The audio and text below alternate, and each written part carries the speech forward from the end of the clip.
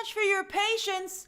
The Oscars ran 15 minutes late, which really sucked for everybody who was watching on Hulu, because I hear at 10:30, exactly on the dot, Hulu cut out. That's so horrible. It was a bad night for streaming. Yes, so they didn't get to see the final 2 awards. If you were watching on Hulu, you missed Best Actress and Best Picture. Although at that point, you kind of knew the way the night was going. Anora sweep! Anora sweep! I love a party. I don't even love that movie, but I still love a party. And there were worse alternatives. But yes, I had to, not only did I have to upload all these pictures, but also, right as I was getting ready to go on live, I didn't realize that my iPhone took all the pictures as HEIC files, which don't go into the OBS system. So I had to duplicate every single one of them, rename them, resave them as JPEGs, then upload them into OBS, and then put them in order that I wanted to discuss them. So, sorry about that, but it's ready to go in all its glory, and we can talk about tonight's show. So let's talk about it, all right? So I have stuff. There will be polls. We'll do some polls. I know you guys like polls. Thank you for joining me for this late night live stream right after the Oscars, right after the Oscars wrapped. Because it's a late night stream and it's a special occasion, all you have to do is to be a subscriber to participate in today's chat. And as soon as you subscribe, you'll be let into the chat. So you just click subscribe and you can join the party. If you don't want to, that's okay. All right, so there's the stage. I thought the stage was only okay, but here's how the stage looked. Woo, woo. All right, then I thought this was one of my favorite visuals to come out of the night. I know they've done this before, but I just I like seeing the scope of the year in film. I just think that's really nice. I like seeing the performances next to each other, and you're like, 2024 in film. Beautiful. I didn't like the stories about everybody. I'm glad that later on in the evening they switched to film clips. I'm like, thank you, Maria. I don't want to hear a story about these actors. I want to see their work. Then I took a poll. Now, to be fair, this poll was before Anora started to sweep with momentum. This was kind of like in a lull, which is why excuse me. Sorry, my allergies.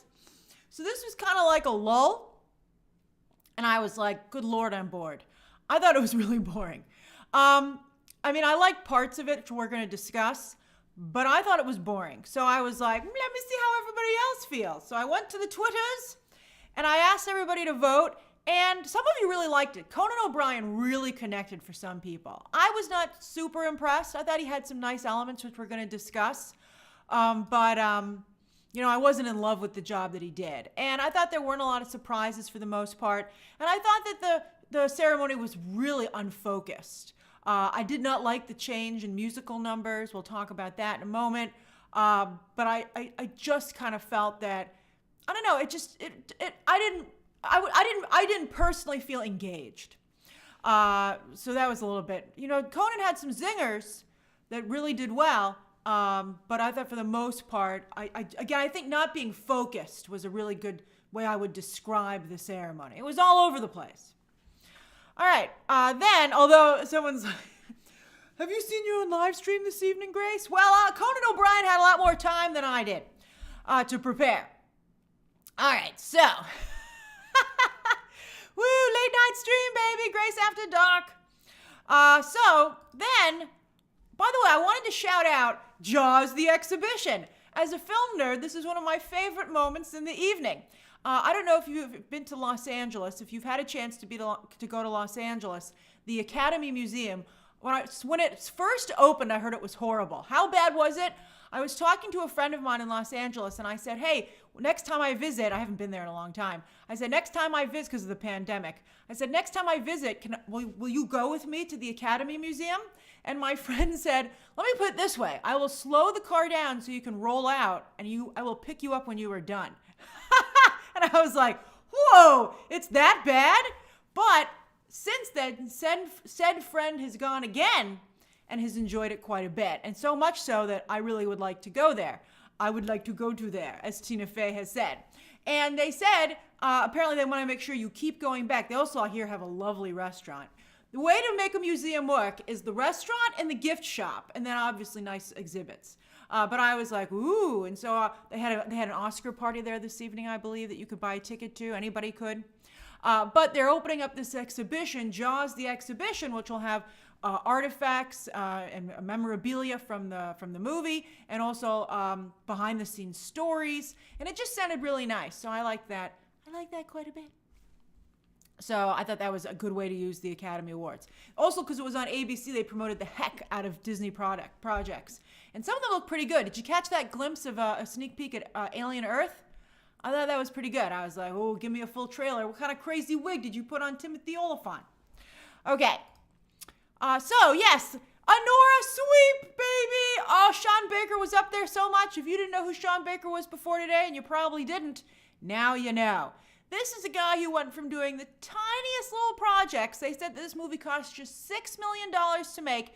It was a big night of really celebrating, I think to show that you don't have to spend hundreds of millions of dollars on a movie to make something special. Anora, The Brutalist, Flow, these movies were all extremely inexpensive to make. That's right, Tangerine, the Florida Project. I like that. That's the beauty of film. Nacho Flores and Malik, back to back, picked different films of his as his best work. But he got up there 3 times this evening.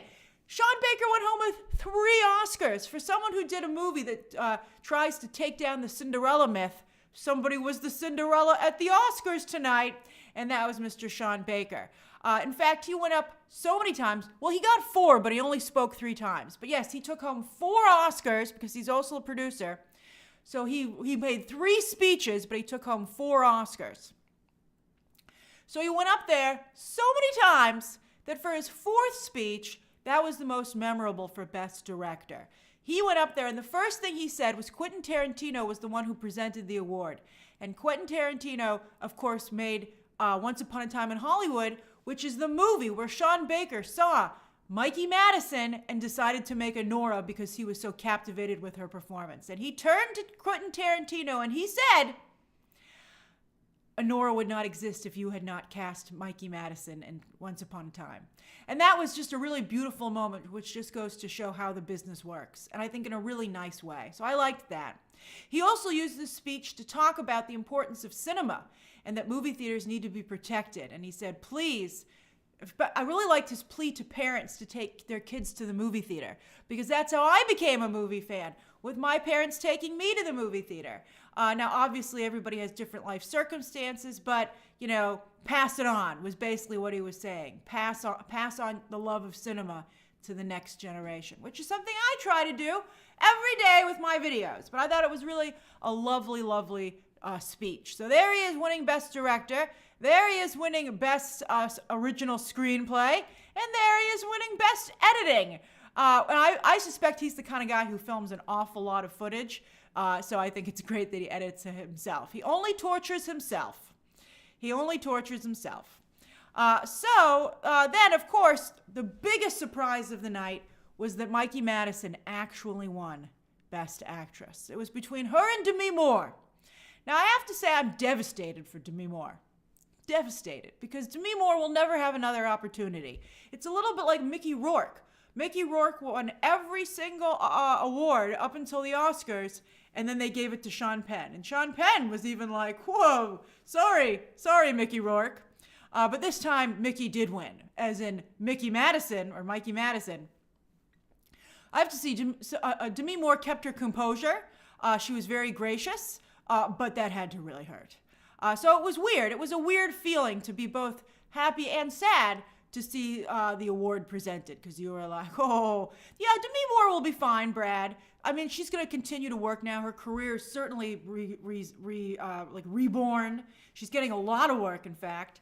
And I think Demi Moore will work for the rest of her days now. And, you know, I think that wasn't so much necessarily going to be the case.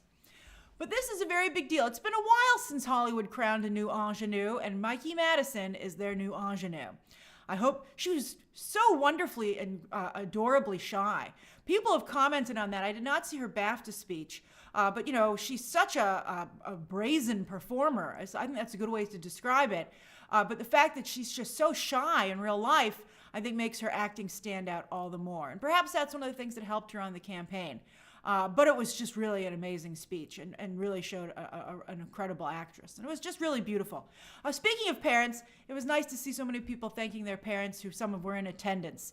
Zoe Saldana's mother was there. Mikey Madison's family was there. I think it was really, really nice. So it was great. It was great. I know horror fans feel very robbed of this moment. But I think that, The Substance will definitely pave the way for horror films in the near future, hopefully. Hopefully this will be like the comic book genre, which has, been slowly but surely moving forward as well. But this was a big deal. Mikey Madison winning this was a really, really big deal. I have also said she'd be a great Harley Quinn, but I don't know after what happened with Lady Gaga if I were her management, if I would advise her to take that risk. All right.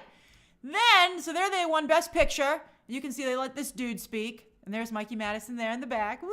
And they were like, this guy, he gave a nice speech about how they made the movie for just $6 million. I appreciated hearing that.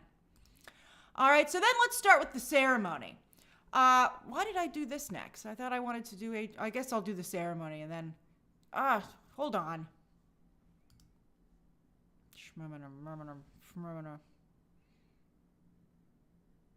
Okay. All right. It's pretty good. All right. So, now I have to go back to where I was. All right. So, yeah. So the opening, hold on. Wait a minute. Okay. All right. So, yes, the opening was Wicked. Now, I have to say, I had mixed thoughts about this opening. I will say that this is probably one of the most stunning visuals I've ever seen on television, on a live telecast. That's Ariana Grande singing Somewhere Over the Rainbow with a rainbow of light cascading over her dress, which was ruby slipper themed, and this really cool cloud. It was just stunning. This picture looks better than the performance actually was. As a still, you just can't beat that. I mean, some people were like, put it in a frame and hang it on the wall. And it's very true, I thought. So I thought that was incredible. Then, why is this the picture? What has happened? Oh, give me a second.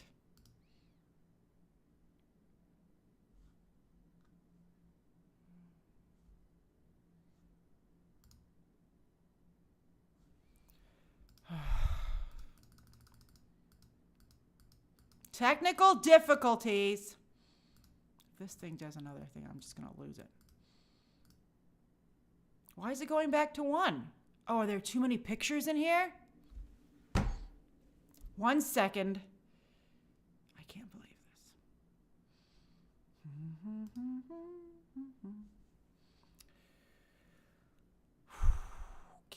I'm gonna be like Demi Moore. I'm gonna keep my composure.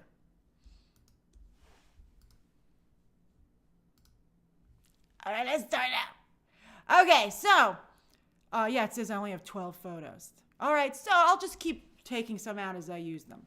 I apologize for the technical difficulties. I had 40 photos loaded. Okay, all right, so then we went to this little musical number, and they sang Defying Gravity. I was like, thank goodness they sang Defying Gravity, because I wasn't really loving the other musical numbers. I was like, I came here to see Defying Gravity, and I would have preferred something a little grander. I would have preferred something along the lines of I'm Just Ken last year. But I have to say, Barbie never got really any respect. I think Wicked at least is being respected. And I hope that Wicked, with its second film next year, starts to win some major awards. I mean, Wicked got a little love this evening, but I think that Wicked is playing the game. I don't think they're going as far out as I would like them to, but I think they're really trying to, they're trying to make sure that they're respected. They're the popular kid, and they don't want everybody to say, well, you have enough. So I think they're working very hard. Well, it would be next year's Oscars. It would be next year's Oscars, even though the second film does come out this year. I believe that trailer for the second one, I heard that it's coming out, let's just say, in April, sometime in April. That's all I'll say. Okay. All right, then Adrien Brody won. He beat poor Timothée Chalamet. A lot of people were saying, maybe if who is it? Kylie Jenner? I don't keep up with the Kardashians. Kylie Jenner? whichever one he's dating showed up this time. And rumor is that if she doesn't show up, if she doesn't go with him to the award ceremony, he wins. And so she couldn't resist. I think a real girlfriend would have stayed home and been like, I don't want to be blamed for you not winning the Oscar. I think she just really wanted to go to the Oscars. So she went, and he lost. He was very gracious, though. He won me back. I didn't like his speech at the SAG Awards. It just rubbed me the wrong way. But, when Dune won VFX, they had to walk past Timothée Chalamet's seat in the front. And he stood up, and he shook every single person's hand there. And I thought that was really nice. I was like, Timmy, you're still a prince of a guy. And he'll win.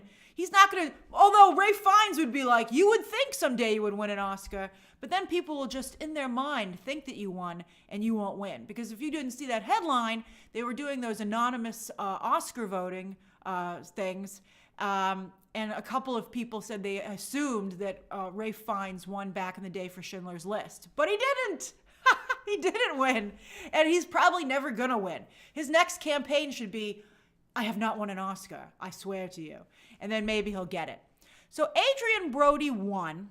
He's dating Harvey Weinstein's ex-wife. I don't know. Maybe she was also a victim as well. But I don't know. That was an interesting choice, Adrien. Adrien makes a lot of interesting choices. He's a crazy guy. We'll talk about AI in a moment. But Adrien Brody's speech started out really nicely because he said, I was here before. He's been nominated twice for an Oscar, and he's won twice for an Oscar. But as he pointed out, he really didn't work between those two Oscars. It's been rough. It's been rough for Adrien Brody's career. And I thought it was very touching when he said, it can all go away. And it did for him for quite some time. But then he went on for too long. And everybody was like, shut up, dude. Like, he just kept going and going and going. And he was really eating into other people's speeches and taking time that other people didn't get. And so I just think he took away all of the goodwill. And you were reminded that Adrien Brody has very poor personal taste. Not as bad as that woman who does the music for Emilia Pérez, but we're getting there. But it was really a bad speech. It was, and Timothée Chalamet's like, whew, thank goodness you wiped my bad speech off the map. Although some people, of course, really connected with that speech. But I think everybody agreed this was awful. Look, everybody's like, why couldn't Sebastian Stan have won? I would have preferred anybody in this category probably to win, except for Adrien Brody after the speech. But then, of course, yes, as many of you pointed out, Halle Berry made a lot of headlines when she got him on the red carpet and she gave him a kiss back all these years later. 22 years later, it says. 22 years later, Halle Berry found him on the red carpet and she gave him a kiss back. This time she initiated it. And I thought that was very nice of her to do. It was very clever. I think it got her a lot of media attention. She looks stunning, as always. I think it gave her ownership of the first moment. I think there were some questions as to, if it was kind of a Me Too thing when he did that the first time, if it was whether or not it was really appropriate for him to do that. But I think she made it a nice thing after all these years and took ownership of it. I think Halle Berry did a nice job. And yeah, that's right. Took her power back, Dre Robinson. That's a great way to say it. And I almost wish she'd had the chance to do it inside so more people would know about it. But she trended top 10 on Twitter. So she did a really nice job. I was really impressed with Halle Berry. And I thought that was brilliant. I don't know if she came up with it or a publicist, but it was really, really cool. All right, then the Brutalist won a couple of other awards. And we were all like, what? I thought we were against AI. And they're like, not really. It's like, you don't want to hire an intimacy coordinator and you want to use a little AI? That's okay. And everybody's like, what? All right. The more things change, the more they stay the same. You know the saying. So yes, this guy does look like a vampire. We were all thinking it. I didn't tweet it, but then everybody in the comments to my tweet mentioned it, so I feel I can say it. He not only looks like a vampire, but he's also like shockingly tall. It's pretty crazy. But his speech was charming. This is Daniel Blumberg, and I agree that, he didn't use any AI for his score, and he did a really wonderful job. And his speech was really moving. If somebody clearly I like, no, Anthony, that's not actually a vampire, or we wouldn't be able to see him. I guess it's nighttime, and, I don't think it's a mirror, right? I don't know how vampire rules work on television streaming. But he was really, a Harkonnen's a good reference to Real Boy. That's right, he also looks kind of like a Harkonnen. But he was very charming, and, I think he's somebody who never expected to be winning an Oscar, and that's just the kind of person you want to win an Oscar. And so I really liked it. It was really, I was like, I love his score. But I was like, this speech is fantastic. Then it also won cinematography. Look, everybody reading their speeches. This guy was also adorable. The cinematography in The Brutalist also didn't use any AI that we know of. But I thought the cinematography in The Brutalist was also incredible, and I think that very deserving.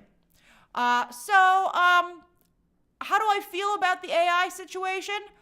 I think it's a loss for Hollywood. I would have preferred The Brutalist to take home absolutely nothing, to send a strong message to Hollywood. No message was sent. So I think you're probably going to see AI continue to be used. And, again, there's just nothing you can do about it. There's nothing, it's like, nothing you can do about it. Okay. Just keep moving along, my friend. I mean, we should still keep saying boo, boo to this. We all say boo to this. Not you, buddy. I'm sorry. But otherwise, boo. And then after a while, we'll just be like, yeah, boo. Nobody's listening. Okay. Then let's talk about Hulu, because this was so horribly embarrassing. So this was one of my favorite tweets that I saw online when someone said, Hulu owes me a damn refund right about now. All that advertisement about streaming the Oscars live only for the site to crash. Not a good night for computers. Oh, I guess they did win at the Brutalist, right? But that was just insane. Insane. They were like, you don't need cable to watch the Oscars. And cable was like, Leonardo DiCaprio laugh. Oh, by the way, did you see the commercial for the Rolex? And they had all these directors, and they had like Alejandro and James Cameron and Martin Scorsese, and they were all showing footage of them working with Leonardo DiCaprio. I was like, Leonardo DiCaprio works with all the best directors. Would you like a Rolex? Well, then you should hire Leonardo DiCaprio. I was like, wow, this turned into a Leonardo DiCaprio ad. That was hilarious. So Hulu did not work for watching the Oscars, and it was hilarious. So it trended. It trended on Twitter. Look at this. Everybody's trying to watch the Oscars. Number 5, Hulu's not working. And that's right, Platinum Diva. It cut off at 10:30, as I said at the beginning of the stream, exactly. 10:30 p.m., this thing cuts out. It's, and you missed the last 2 biggest awards of the night. And then this was also funny. Hulu's tech support. Like 2 hours into the Oscars, one of you was like, I'm glad you're enjoying it, Grace. And I was like, it's still not back on. So Hulu was like, our bad. It said, this was their advertisement, like earlier in the day. And they were like, we got you covered. You can watch the whole thing here. It was just so bad. It was just so embarrassing. And they were tweeting stuff all night like, we're looking into it. And you're like, why isn't it fixed? It was crazy. All right, let's talk about Conan. Now, when he started off with this hilarious sketch where it was The Substance and he came out of Demi Moore's back, I thought we were in for quite a night. I was like, might he be as good as Billy Crystal as a host? I mean, this was incredible. It was extremely well filmed. The look on his face when he popped out of her back, I just absolutely adored it. I just thought this was firing on all cylinders. I was like, this is fantastic. When he lost his shoe in there and had to go back and get it, then it turned, like her back turned into Mary Poppins' handbag, I was having a good time. The Adam Sandler bit. I didn't love the Adam Sandler bit, although I love seeing Adam Sandler. So he was just naturally very charming, but he did a really nice job. He was like, nobody would know I was underdressed if you hadn't called attention to it. So I thought that was pretty good. I like that. Then I thought this was a funny bit where he said, now you can stream movies in a movie theater. He's like, you don't have to stream movies on your phone. You can go to a building where we will hold the phone for you, and you can sit in this seat, and we'll start it for you. And it was good. But, I mean, I wish he'd talked a little bit about movie theater etiquette. because that's a big problem for people who usually stream. And then he got Martin Scorsese to endorse his movie theater at the end. And so I thought that was a pretty good bit as well. Hold on, I got to clear out some of this stuff.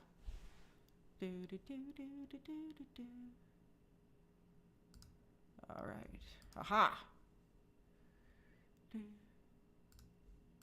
All right, then here he is as host. I thought he did an okay job as host. I thought the monologue went on for way too long. And then he made a joke about it going on for too long with the song. And I was like, I get where you're going, but I want you off the stage. It just was too, I looked at the clock and it was like 7:30 or 7:25. And I was like, how are we 25 minutes into the show and we're still doing this? So that was driving me crazy. You want a poll? I'll ask you a poll of what you thought of Conan as host. What did you think of Conan as host? Amazing.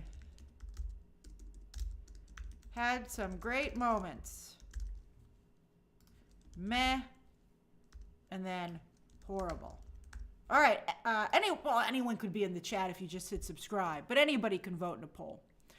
All right. So I thought he had some good jokes. One of my favorite things about the night was that he had this joke about Kendrick Lamar and Drake, which got a lot of attention online. It killed in the room, and it got a lot of attention online. But one of my favorite things that I saw on Twitter was that the black joke writer who's on Conan's writing team, who used to work for Conan and I think now works for The Onion, he has a Twitter account.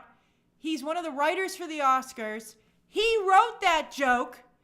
And he talked about the fact that it almost didn't get on the air. He bet the producer $50 that it would kill. It killed. He said, I'm $50 richer. And I'm just so happy for him. That was great. I'm not sure of the name. It might be Dion Cole Dallas. I wish I'd screenshot the tweet, but I was already running late to get online. But that's the kind of interactions that I love to see on social media. I love that kind of behind-the-scenes stuff. And the poll, I'm still seeing the poll. I don't know why it would disappear. That's weird. Some people are still voting. I can see the votes going up.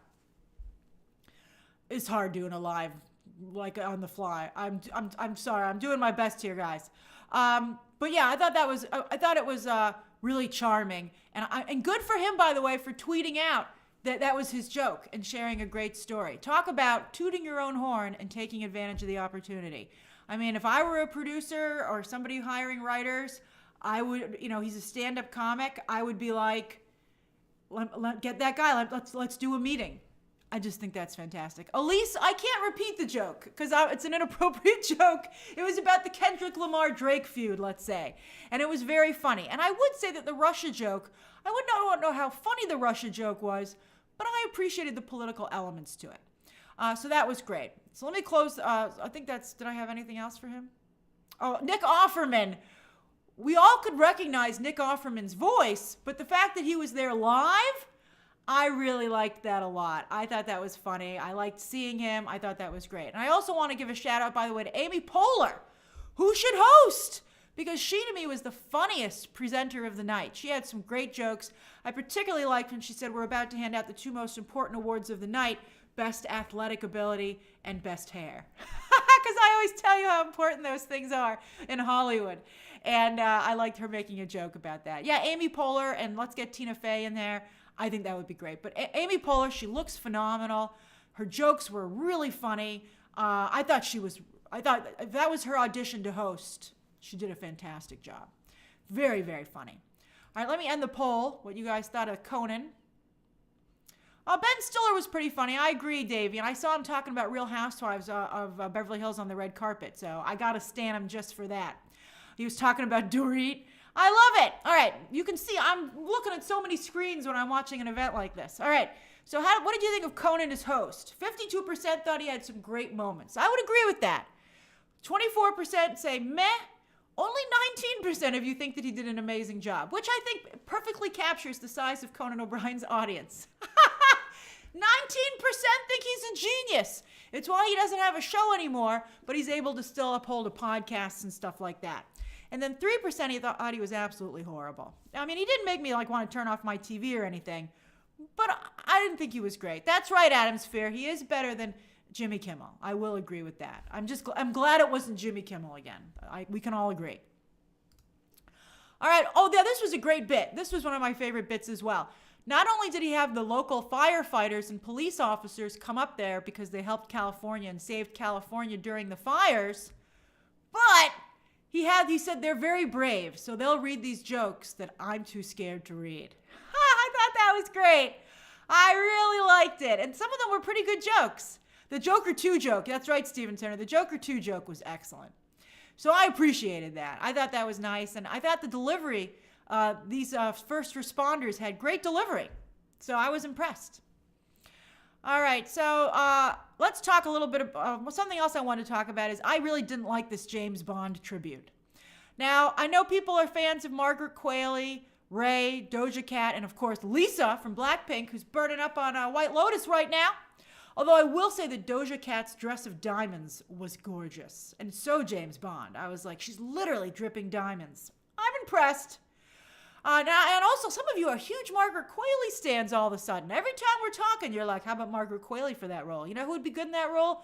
Margaret Qualley. I've never seen so many people talk about Margaret Qualley. But that's great for her. She also was in Once Upon a Time in Hollywood. I didn't like the stuff they did with Bruce Lee in that movie, and I had some problems with the context of Brad Pitt's character's wife. But otherwise, that's a very, very good film. But yeah, this had nothing to do with James Bond, in my opinion. They didn't even spotlight actors in the past who've been in James Bond movies.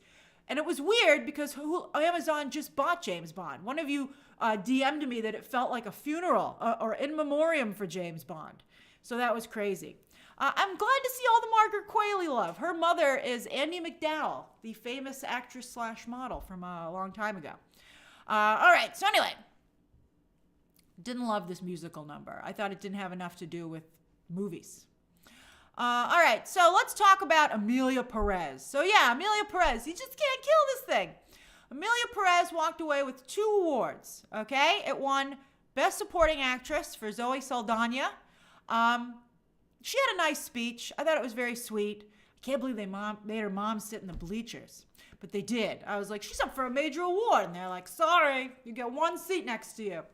But she had a very nice speech, I felt. And even if you don't like the movie or you think Zoe Saldana is technically a lead character, those perhaps are all true. But I think at the same time, you have to understand that Zoe Saldana has been acting in Hollywood for decades. She has been part of some of the biggest films of all time, and she just never gets any respect.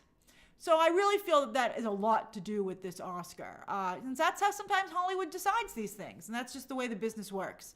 So I thought it was nice, and I think, when women in particular so often, women and people of color, and now here you have a woman of color, are so often overlooked and not recognized for their contributions, I think it was really nice that she won because I think it's been a long time coming. So it was great. So she won. All right. So Ariana Grande, I hope we'll have another opportunity. She's just at the beginning of her career, Ariana Grande. So I think you don't have to worry about that. And being nominated was huge for her. Then it won Best Song, and that director got up there anyway. That's why I'm sure he was up there, because he was like, this is my one chance. Now, instead of having everybody sing the songs, they decided to do something where they interviewed the songwriters about making the songs. This lady was really weird. What's her name? Camille? It must be Camille. She's a weird person. I think you could kind of see some of the weird decisions that were made from Emilia Pérez once you see the people who made it. So the first thing that she said that was awful was in her interview process, she was like, do you think she was drunk? I don't know, Michaela. But in her pre-recorded interview, she said she felt that Spanish was a beautiful language for pop. And then she started singing in Spanish. And you're like, dude, you guys have said such horrible things about the Spanish language and the country of Mexico. And now you're going to, it was so bad. It was so bad. I mean, and then after she won, she started to sing. But she sang like someone, like a drunk lady at a party, and everybody was like, oh my God, who's with her? Who can we get to take her home? It was just very bad. And one of you tweeted me and said that she couldn't sing. And I said, it's true. She's tone deaf in every possible way. Talk about a lack of self-awareness. It was very bad. Condescending is the right word, Kari. It was very bad. It was very, very bad. It was bad. So bad. It was truly bizarre. I think that I felt the most polite thing I could tweet about her was, this lady's really wacky. All right, then, but they made up for it with Best International Feature. And instead of giving it to Emilia Pérez, they gave it to Brazil. Walter Sales is up there accepting. And one of you sent me a video of everybody in Brazil watching, like, late at night, outside, watching a TV in a store, and a whole street full of people going nuts. That was so nice. I have to say, Brazil's love for pop culture and the entertainment space, when they took Brazil off of Twitter for a little bit, it was a sad day. Brazil contributes an awful lot to the entertainment space, and particularly in the fan space. When we talk about stand-ems, I think that Brazil is probably one of the kindest and the most effective. They're, in a large part, driving DC. But unfortunately, they don't live in America and can't contribute to the North American box office. So they're often like, do this in a DC movie, and then it doesn't do well. Wonderful, wonderful country. Very, very strong fan base. Wonderful people. And your voice, the voice of Brazil, I think, without question, is being heard around the world. And that's, again, one of the beautiful things about so many times we're like, maybe social media was a mistake. And then you see what happens with things like this, and it's just really, truly beautiful. CM says Brazil is very patriotic. Isn't that lovely? I miss when we were all, let's not get too political, but that's really beautiful. Although Brazil, of course, has gone through its own difficult periods, which is what the movie is about. And so the fact that they're on the other side of that and they're doing so great, I think is very empowering and inspirational. All right, then Wicked did win some stuff. So Paul Tazewell won Best Costume Design. He is the first black man to ever win this award. Someone was spamming me that Nosferatu should have won. Now, with all due respect to Nosferatu, which has incredible costuming for sure, Wicked's just on another level. You just can't beat the costuming for Wicked. The costuming for Wicked was just insane. It was just so incredibly well done. He made so many costumes, and he didn't cut corners on a single one. I mean, and also when you look at his story, I think like the first thing he ever did was The Wiz, like in high school or something. Like this is like it was just an amazing career path. Like this guy, it was his time. It was just incredible, and I'm so happy that he won. I'm really, really happy that he won. This was one of those things like where if he didn't win, we riot. But luckily he won. And then Wicked also won production design, which, I thought production design was nice. But, I think there were other good contenders here, but I'm glad that it won. I'm glad it won. I was just happy to see Wicked getting a couple of awards. Other movies only got one. Oh, darn it. Hold on. I got to clear the deck. So, okay. So let's see here. I'm through Wicked production design.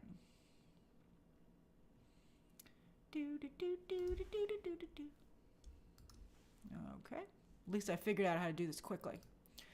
Okay, so yes, Dune! Dune got 2 as well. I was surprised. Dune was a great movie. It really was an incredible movie. It came out too early. That's a little bit of the problem there. And then also, I think they got to do something different.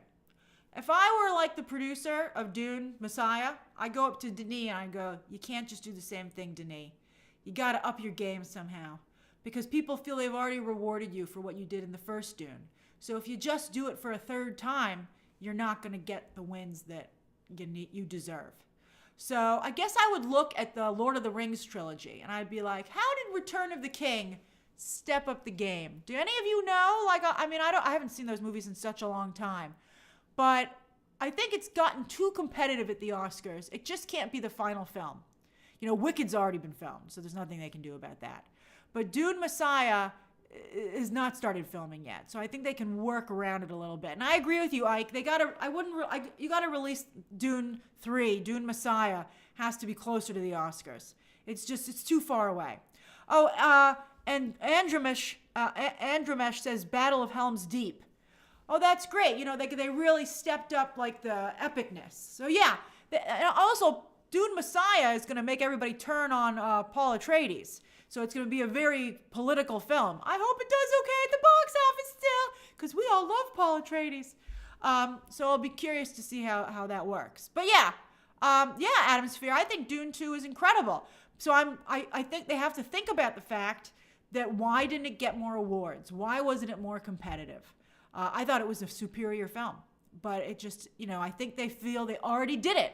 They already celebrated Dune, so they got to go further. So it won Best VFX, and then it also won Best Sound. Woohoo, Best Sound. All right, so then now we're looking at some films that only won one award. Only one. All right, so The Substance. It went home with one freaking award for Best Makeup and Hairstyling, which makes sense. But that's pretty amazing. It's tough. Hollywood's a tough business. Substance had a lot of nominations, went home with just one. Then Conclave. Oh, Conclave. I feel so bad for you. For some of you, for some of you, you love Substance. Well, Conclave is my Substance. I thought it was an incredible film. I think that, I don't know if traditional filmmaking, I don't know if it's still going to be celebrated anymore. That's kind of the takeaway I had while I was watching tonight's Oscars. I was like, I think they're looking for experimentation and changing the way movies are made and doing something new. It's just not enough to make a really strong, well-crafted film anymore, as evidenced by Conclave and Wicked, which are really, really good films, but they're both extremely old-fashioned in the way they're made. Which I love about them. I think that never goes out of style as far as I'm concerned. Oh yeah, by the way, A Complete Unknown didn't win a damn thing. It went home 0. That's right, John Lithgow doesn't care. He's going to be Dumbledore. Well, his contract hasn't closed yet. But, he's fine. But yeah, so A Complete Unknown, zilch. So everybody's like, at least we're not a complete unknown. So yeah, Conclave won Best Adapted Screenplay, and that's it. That's it. Then Kieran Culkin. He won for, he obviously won. We weren't at all surprised. He won for A Real Pain. I was surprised that Jesse Eisenberg lost Best Original Screenplay to Sean Baker for Anora. Sean Baker, by the way, in the screenplay category, beat out both Jesse Eisenberg and Coralie Farge for The Substance. That was huge. That was a really, really big deal. So Kieran won supporting. So that was early on in the evening. And then he's like just the king of awkward speeches. Although I did like somebody edited an Oscar statue into that old picture of Fuller in Home Alone that when he was little, he's drinking the Pepsi. I thought that was really funny. And so then Flo, I had a little bit of a problem. I missed these 2 awards, so that's why I don't have a picture of either of them. I had to get these off the internet. So Flo, speaking of editing an Oscar into a picture, Flo won the Best Animated Feature Oscar. And that's a really big deal. A wild robot, everybody thought, a wild robot thought it was cool in indie. Wasn't cool in indie enough. This movie from Latvia, that's indie, So again, a wild robot is really, really well constructed, but it's still like old school Hollywood, and they want stuff that shows that you don't need all that to tell a really amazing, compelling story. And then, so that's it. I think that's all my pictures. Yeah. Let me double check. Yeah. All right. So that's the telecast. That's the awards. And I thought, I didn't do. They handed out some Oscars for documentary. I didn't do documentary. I didn't do live action short. I didn't documentary or documentary short. I'm sorry, but those are all the major awards. So I thought it was pretty good. I don't think it's going to go down as one of the best Oscars of all time. I don't think it's going to be one of those things that people remember forever.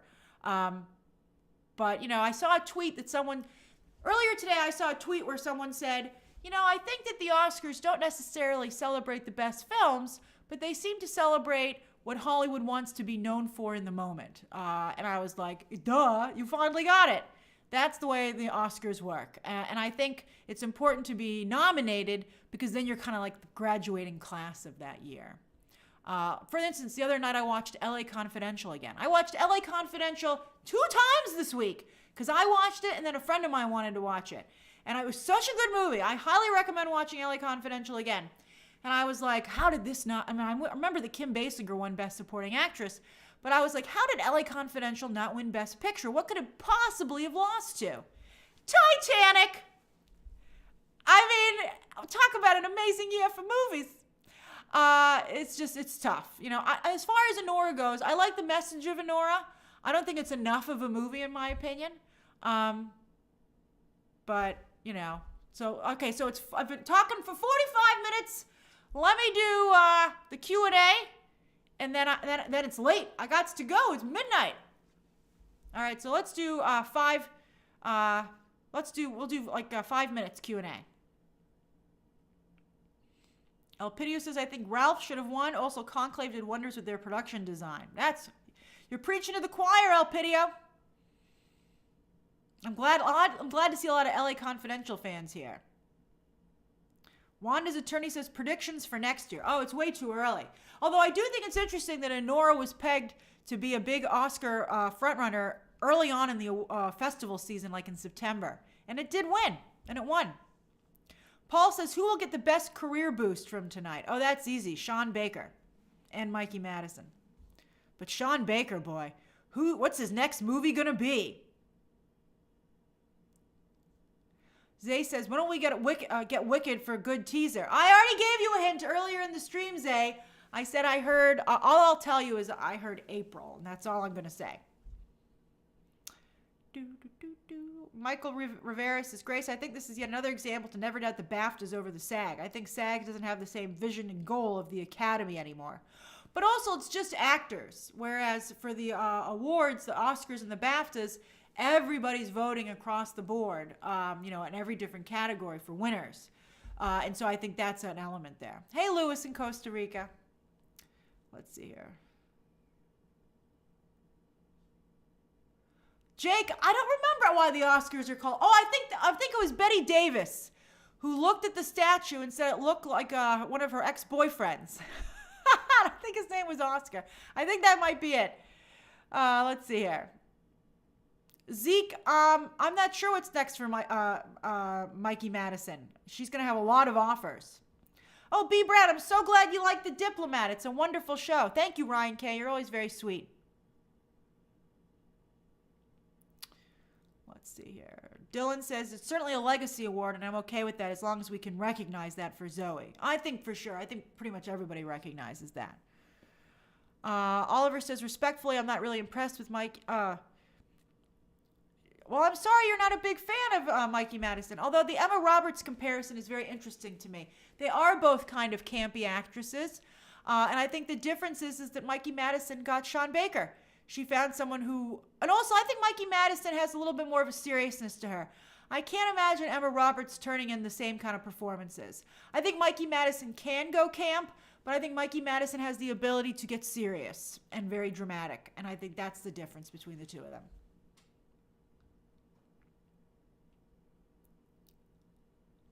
Jorge says, did you watch most of the films? What movie would you rewatch? Oh, I'd rewatch Conclave. I'd rewatch Wicked for sure. I might rewatch The Brutalist. I know somebody who hasn't seen it, and they're like, I don't want to watch it by myself. And I was like, well, all right, let's do it. Let's see here. Steven says, there's a spy versus spy film with Halle Berry and Angelina Jolie. I think Demi Moore should aim for a great team-up of that type. No, I think Demi Moore wants to do serious work. She's going to be a major part of Landman Season 2. I like the idea, although I like the idea of her doing Carol Ferris, you know, Star Sapphire for DC. Good night, Danny. Let's see here. Noidabus says the Academy socials are being flooded by the army of upset Brazilians. Oh, because Fernanda Torres lost Best Actress? Well, they won Best International Feature. Yeah, don't tick off Brazil, man. Let's see here. William says, who should host next year? That's a good question. Well, I said I thought Amy Poehler would be good. Amy Poehler and Tina Fey. Spider-Man's lawyer. Oh, nice to meet you, Daredevil. Says, which movie would you have said was best picture of 2024? To be honest with you, I probably would have given it to Wicked.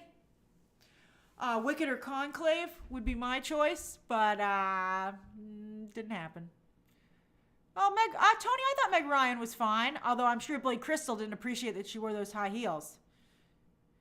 Luke says, what did you think of Conan's joke about Carla? About her publicist? I thought that was fair. You know, Carla's the one who decided to show up. I think Carla made it pretty clear she has no problem talking smack. So she should, if she likes to dish it out to that degree, she has to be able to be someone who can take it. Lewis says, what was your favorite speech of the night?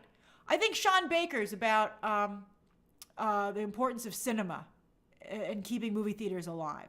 I thought that was great. Dylan, I wouldn't rewatch Anora. No, I wouldn't rewatch Anora. Oh, I love you too, Ernie. Good night, Toria. Let's see here. King Tanea says, do you think Wicked has a better chance next year? Well, I'd have to see the movie. It depends on the movie. Robert, I'm not sure why Michelle Trachtenberg wasn't included. There's a chance she might not be an Academy member. You have to be an Academy member to be included in the memoriam. It's not just for people in Hollywood who died, but for Academy members. So that's the only thing that I can think of. Patricia, I didn't see the reasons that some voters didn't vote for Cynthia, Ralph, or Dune. I saw the thing about Ralph. CM says, Coleman Domingo for the Michael Jackson bio? Well, maybe. I have to see the movie. Barca Leon, I'm sure that J. Jonah Jameson, who's one of the viewers who's always in the chat, I'm sure he'll appreciate that you missed him. Let's see here. And then Malik says, I think Kieran needs to go to Broadway to continue his EGOT run. Oh, you don't say. Well, it just so happens he's in a little play in Broadway coming up called Glengarry Glen Ross with Bill Burr and Bob Odenkirk. So he is going to Broadway, and perhaps he is chasing that EGOT. Ober says, the girl from Emilia Pérez wrote everything in English and then wrongly translated it with Google. Horrible. Every time I hear something about Emilia Pérez, I'm just like, what are they thinking?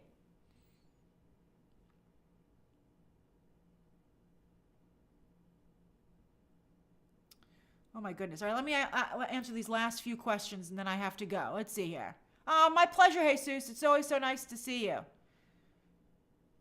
Ezra says, any jokes that you would have cut? I would have cut the wasting time musical number. I think at that point he'd really overstayed his welcome. Lily! It's my pleasure. I'm so glad you enjoyed my awards season coverage. I always love hearing from you, Lily. Let's see here.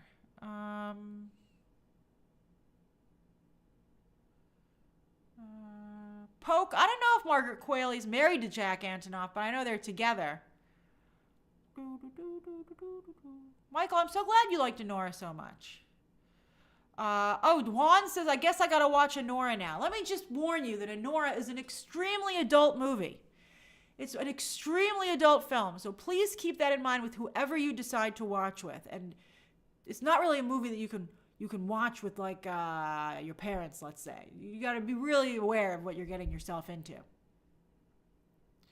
A Magic Production says, thoughts on Disney not winning animation for 3 years.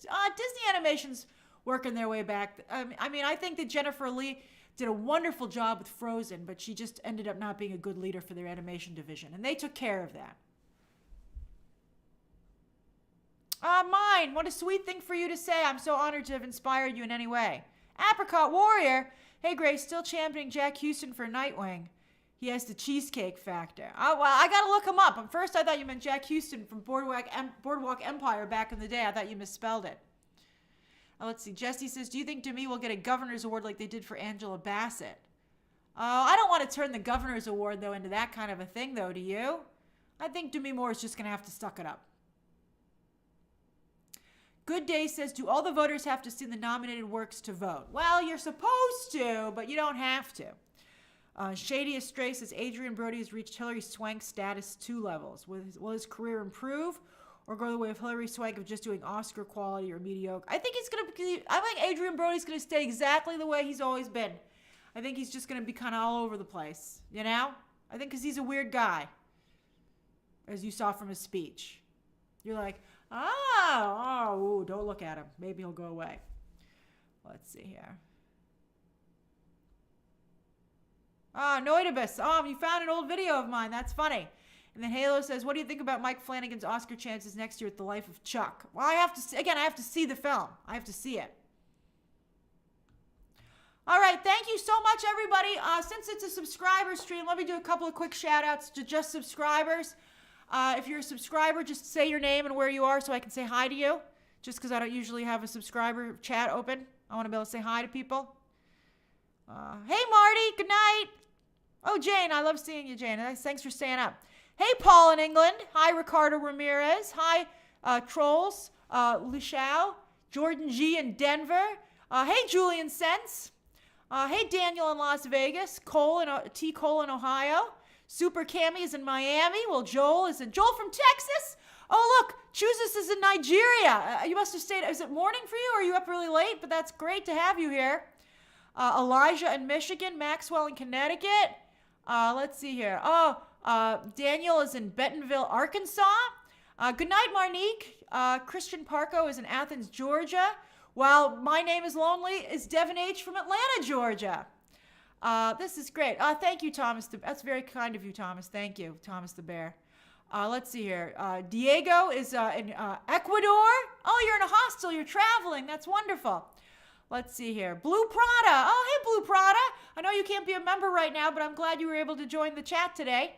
Let's see here. Callie in New Orleans. Oh, Emmanuel is also in Nigeria. I love it.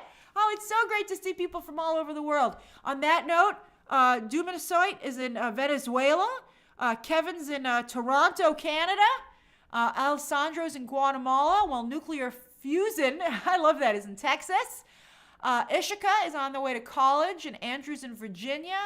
Weed Ninja is in Memphis, Tennessee, otherwise known as Jaden. Let's see here. Devon in Baltimore. Let's see here. Luca Bop. I'm not saying that, but that's pretty funny there. Steven, Steven, I always say hi to you. I talk to you on Twitter all the time. Let's see here. Hey, someone from Russia. I can't quite, Katra?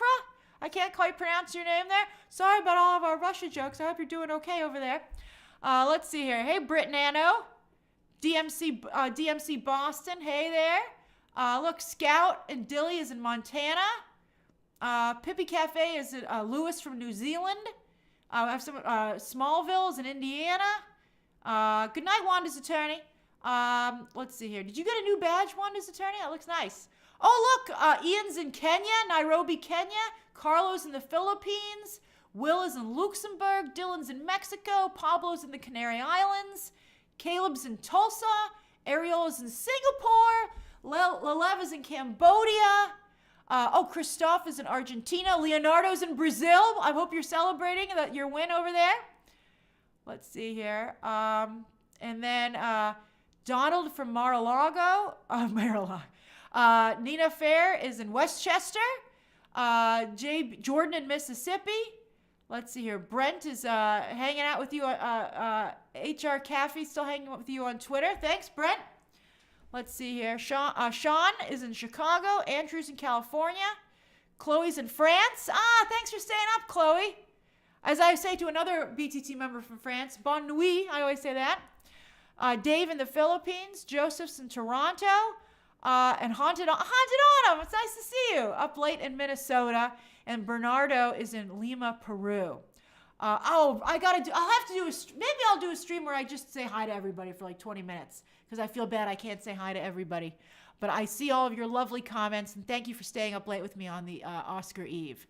Have a wonderful evening, and I will see you all this week for more videos and fun times. Movie Math is up as well, so you can check that out too. All right, everybody, see you soon. Good night. Bye. Bye-bye.